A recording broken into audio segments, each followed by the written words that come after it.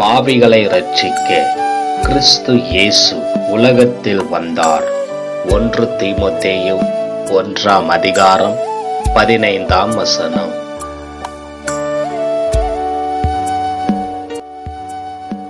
நான் உலகத்தை நியாயந்தீர்க்க வராமல் உலகத்தை இரட்சிக்க வந்தேன். யோவான் 12 அதிகாரம் 47 வசனம்.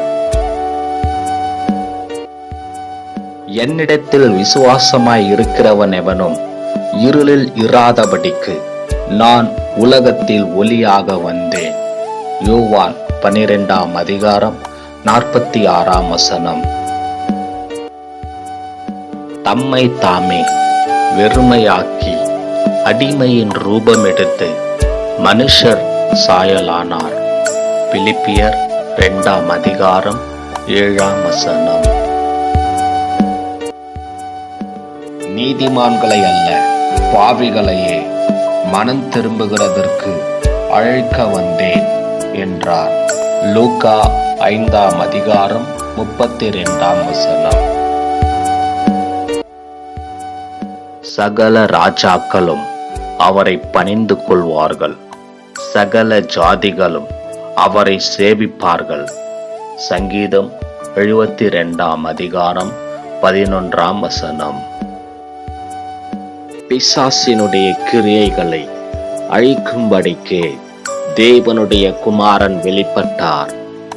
1 யோவான் 3 அதிகாரம் 8 வசனம். அவருக்கு இம்மானுவேல் என்று பெயரிடுவார்கள் என்று சொன்னான். இம்மானுவேல் என்பதற்கு தேவன் நம்மோடு இருக்கிறார் என்று அர்த்தமா. மத்தேயு 1 அதிகாரம் 23 வசனம். மனுஷகுமாரன் கெட்டு போனதை இரட்சிக்க வந்தார். மத்தேயு 18 அதிகாரம் 11 வசனம். இழந்து போனதை தேடவும் இரட்சிக்கவுமே மனுஷகுமாரன் வந்திருக்கிறார் என்றார்.